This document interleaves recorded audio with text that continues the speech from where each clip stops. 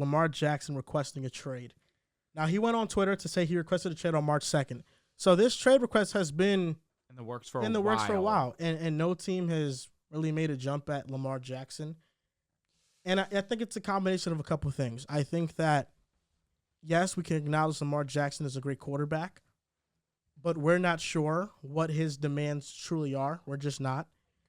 Lamar Jackson wants a fully guaranteed contract, and I think this is just bad timing for Lamar Jackson.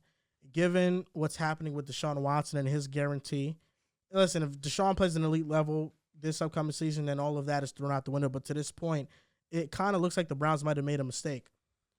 Russell Wilson's huge contract in Denver, I mean, that is really the biggest disaster and why. What do you mean? Nobody really wants to pay that. I disagree. Lamar Jackson, I'm not sure how much guaranteed money he's asking for. And I think that him having an agent really just hurts him a lot in negotiations. Because when an agent represents you, that agent usually is representing other high-profile players. So if you make their one client unhappy, that has a trickle-down effect where Lamar is negotiating as himself. I think that is hurting him a lot. And also, there is no negotiation involved. Lamar Jackson is simply saying, I want this, or I'm a great quarterback, come and get me.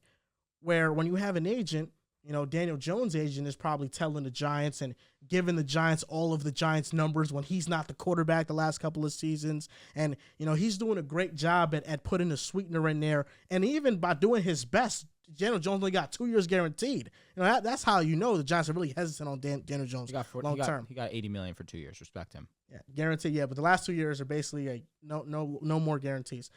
An agent helps you a lot in these type of negotiations. That's why it's important. Lamar Jackson's lack of that is why no team is really trying to reach out to him, because it's a risk for some teams. Like, for example, I understand the idea of Lamar just going to Detroit. It makes a lot of sense, and I would love to watch it as a fan. That's something I would do in Madden. But if I'm within the Detroit Lions organization, am I saying, you know what? Yeah, forget these picks. That could improve your defense from maybe being bottom 15 at the half of the league to maybe a top 10 defense if you really hit on the player. And I'm going to have to pay Lamar Jackson. So now the window, we know we can only win in these certain amount of years, and no team outside of Patrick Mahomes-led teams have won at the highest level when they've gotten this type of contract. And Lamar Jackson has only one playoff win so far. The Washington Commanders feel like they're in a situation where they can make the type of move. The Atlanta Falcons feel like they're still in rebuild mode. So I don't know if just propping in Lamar is going to just fix everything. They said they want to start Ritter too. The Indianapolis Colts, I mean, they're in no man's land as well. 4th overall pick you'd have to give up. Yes. Defense was really under the radar last season. The but offense was so disastrous. The same receiver problems you're going to have with Matt Ryan last year. You have you're an Alec Pierce guy. I am an Alec Pierce guy. And Michael Pittman's like that. It's Pittman and Pierce. They didn't lose Paris Campbell. They don't have number 1. Paris Campbell's good. I know. They have a 2 and a 3. And then the honorable mentions are like the Titans. I actually like the Titans fit a lot.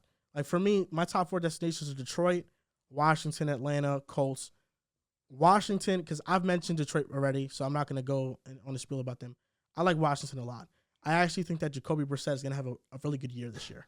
And I think that he will beat out Sam Howell. Eric Bieniemy has something to prove. Even though he has led top offenses, Andy Reid, Mahomes, okay, let's see what you can do with Brissett, right? Let's see what you can do with Howell. I think Bieniemy is out to really show the league that he can really coach offensive football. The receivers are there with McLaurin, Jahan Dotson, Curtis Samuel. They're there. Brian Robinson, I love him. The offensive line is solid. Their defense is good. That's a team that I think if Lamar goes to, I mean, we're talking about an MVP candidacy with Washington, I believe. But they have owner issues, and really, they might not get something like that done.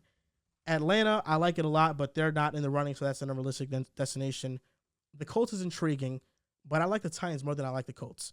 What if Treylon becomes what you think he can become? He will. Chige is really good. You like the Titans situation better? Derrick Henry, the 1-2 punch between him and Lamar would be deadly. Yeah. They would have to draft receiver because it feels more like Lamar going to Tennessee feels like Lamar in Baltimore Part 2 because they have a lack of offensive weapons. Perfectly said. And they don't have a guy like Mark Andrews And either. The offensive line's bad. Yeah, so Bad. but I like it just because I trust Mike Vrabel and their front office historically has been Fair. good the last couple of Fair years. point. The Patriots are a really good fit as well. The Patriots scares me a lot because if he goes to our division, that is going to be the best division in football. And this is the last one. It's the 49ers. It's unrealistic that it happens, but if I was the 49ers, I wouldn't go into the season with Brock Purdy or Trey Lance or Darnold. I'm going Do the to get Niners Lamar have a Jackson. first this year? They don't, right? They gave it up. They gave it No. up to the Broncos. Had it. Broncos Yeah, gave it up to to. the- So they even have. I wonder how that works. You have to give. Yeah. Trey Lance will probably go to Saints. Baltimore. Ultimately, Lamar's staying in Baltimore because what he wants, the contract demands, no team's going to give that. And so I look at Baltimore. John Harbaugh was asked about it. I said, like, Lamar, I expect him to be the week 1 starter. Lamar's situation is so sad. I mean, the guy's always using laughing emojis on Twitter, but the only person we should be laughing at is Lamar because the way he's handling this process has been a joke. Going into business negotiations, trying to get the largest guaranteed contract in NFL history with your mom as your agent is wild. And one playoff win. And with missing one practices. playoff win, 55% Joe Burrow completion doesn't miss percentage in the practices. playoffs. He Are we going to mention his MVP? 75% of his games. His MVP in If you're paying 2018. a gonna quarterback mention that he has 240 to record Record for most 260 rushing yards in million, a season by quarterback. if you're paying a What are we doing? quarterback $250 million guaranteed, you want to see he's won playoff games on a You wouldn't rookie pay Justin contract. Herbert? He's in year 3. You know, it's a little bit different with Herbert. You can I wouldn't project- give Herbert the biggest contract in the NFL. It's different with Herbert because in November he wasn't regressing in many years. Whereas with Herbert, his offensive coordinator the last couple of years, and Joe Lombardi was one of the worst in football. With Lamar, Greg Roman maximized him. We don't know if Lamar is ever going to get back to that level. Or they could have limited him by just being run heavy. The weapons weren't there, obviously. But And in today's NFL, He won MVP. we all know that Justin Herbert, especially as a thrower of the football, clears Lamar in many ways. You would feel a lot more comfortable paying that quarterback long term into his 30s doubt. than I Jackson. don't disagree. You who just, has you just brought athleticism. up. I'm not paying a guy who has one playoff win. Yeah, I feel Herbert like has Herbert, 0. Herbert's the caveat, not Lamar. He's because the because of his skill set as a thrower of the football, and also how poorly the Chargers didn't maximize him. Lamar was maximized. Herbert was never because of the personnel and the head coach, or just the coaching in a whole. Coordinator. And then the other thing too, I said the only person we should be laughing at is Lamar because he's went into this process and it's backfired bad, and now he's going to Twitter saying I requested a trade.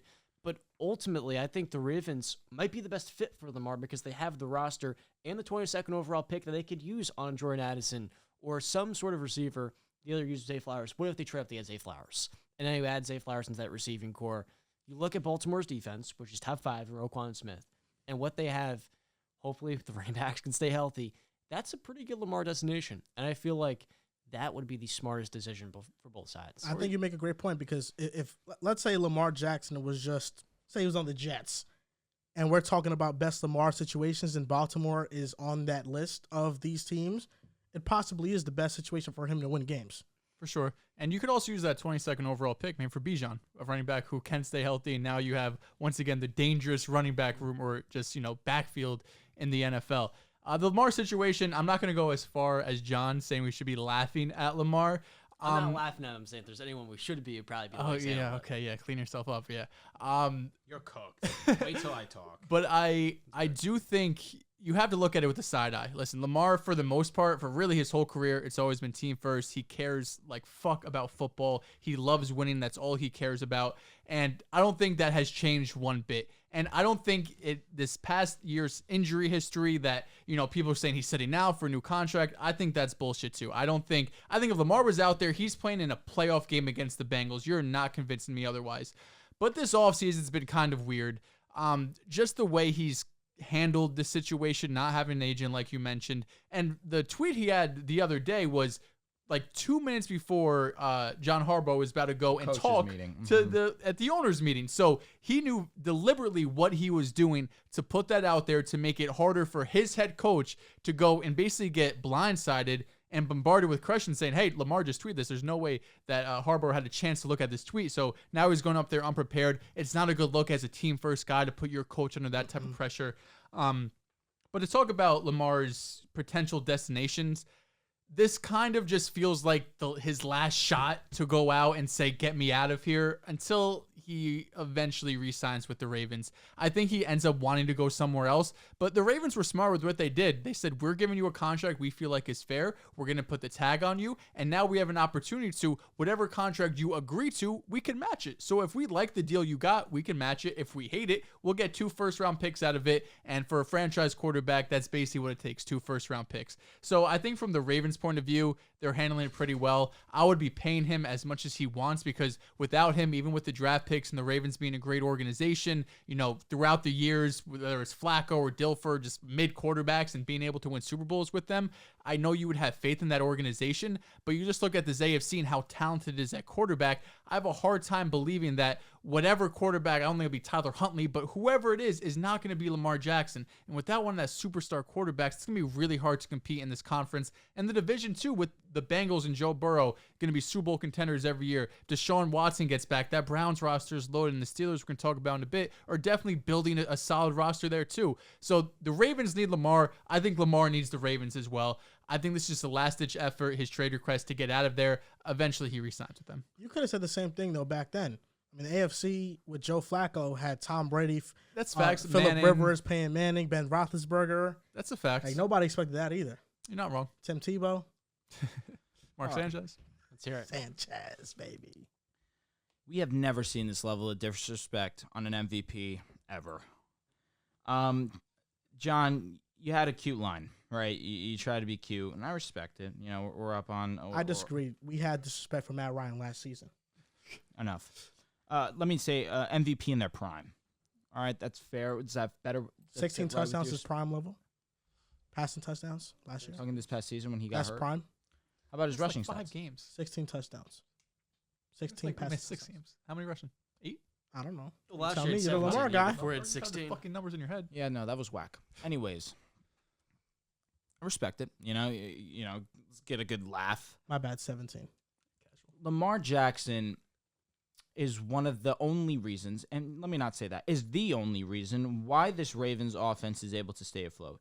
You said Greg Roman elevated Lamar Jackson. I'd argue that he limited Lamar Jackson because he was so reliant on his rushing abilities and was adamant on making the Ravens a rushing team. He failed to utilize Lamar Jackson, and another one of his abilities, his ability to pass the football. Yes, you could say that the skills position players outside of him in the receivers room were lacking. Regardless of that fact, the NFL is about evolution, and you cannot progress if you don't progress with the rest of the league. It was very adamant very quickly that if you were to remain a run-heavy offense, it was not going to lead to playoff success. But they refused to change. They refused to put a supporting cast around Lamar Jackson to continue to elevate. And now where Lamar Jackson, it's his time to ask for his money and his fair share of compensation, because he's the only reason that this Baltimore offense is relevant and good and playing so well that it's able to win ball games. It's disgusting to me personally. I'm most definitely not laughing at Lamar. I most definitely respect that he is advocating for himself. He is very adamant that he wants to be the one to negotiate his contract. Who better than yourself? I get it. I, at the same time, Joel, you make a good point about agents and them having relationships and their ability to maneuver contracts. That's fair. But I will never disrespect a man for trying to do it on their own. Lamar Jackson deserves his money. Regardless of what he wants, he deserves his money because he is an MVP and he elevates his team. You see what happens when Lamar Jackson's not on the field. You could say this past season the defense was amazing. No doubt about it. This team was very good. But the difference between that is Lamar Jackson playing, they win that game. They potentially beat the Cincinnati Bengals that went to the AFC Championship game. Lamar Jackson is a ceiling raiser. He is a floor raiser as well.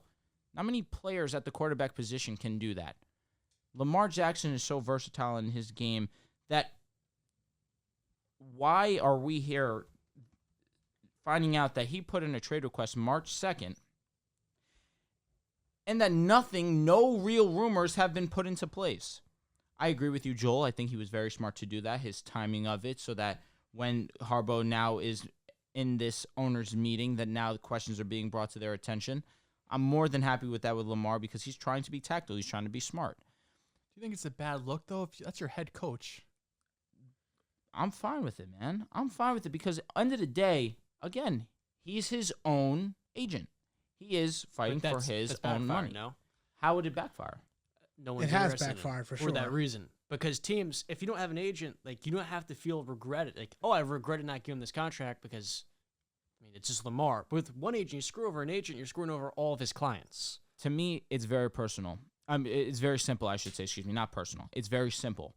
Lamar Jackson is the most important player to the Baltimore Ravens right now as we stand 2023. He is that important to the team. You take Lamar Jackson off this team, they're not in contention to win the division. They're not in contention to make the playoffs. Tyler Huntley is not making the playoffs. I don't care how great this defense is. It's not happening. Without Lamar Jackson, there is no playoff success, or there's no aspirations for the playoffs. There's no Because playoff look, success okay, there it regardless. is. That's why I said aspirations. It's just not, bro. His last playoff game, 162 yards, 1 interception, 61 Go the game passer before rating. that. Go the game before that. He was good. But then he scored 3 points against the Bills, bro. Bills 3. were very good that year. And not to mention, his second playoffs when he faced the Titans, he had 500 total yards. He did his thing. The stats to me, though, I got to rewatch the game back because watching it live, it felt like a lot of those stats came in the moment of the games where it just didn't feel like they were going to win anymore. They were the 1 seed that year and just came out flat. Yes, but you look at Derrick exactly. Henry took over that game. You look at that year. They were first in offense, third in defense, and MVP. I disagree with this notion that Lamar was held back in Baltimore. He was to an extent. He was also maximized too, though. I think that his skill set, Greg Roman maximized it, and Greg Roman is one of the best run designers the league has seen. Sure. Truly has seen. His passing concepts are very elementary. He was definitely limited in that aspect. But the Ravens, you can argue with Lamar Jackson, historically great running quarterback, designing the offense around that ability, it netted them top offenses year in and year out. So that side was definitely maximized. With Todd Monken, let's say that Lamar Jackson comes back to Baltimore and Todd Monken's the OC and they draft a receiver, and it looks like it's overhauled. Passing-wise, their numbers will be better, but those rushing numbers that Lamar had with Greg Roman will go down. And ultimately, Still gonna be a great rusher. Ultimately, for Lamar Jackson to take that, to just have his game have longevity, he has to do that. But I also understand the Ravens because Lamar Jackson has been injured these last 2 seasons at the tail end of the year. That does matter. That matters a lot. And I don't think that they should just cut him a blank check. Josh Allen this year feels like he went from the most loved quarterback to now he was one of the most hated. He just throws all these turnovers. This guy played every game. And this guy was, like Lamar, the engine of the offense. But he showed up every game. If Josh Allen misses 4 or 5 games, the Bills are out of the playoffs. They're not in it.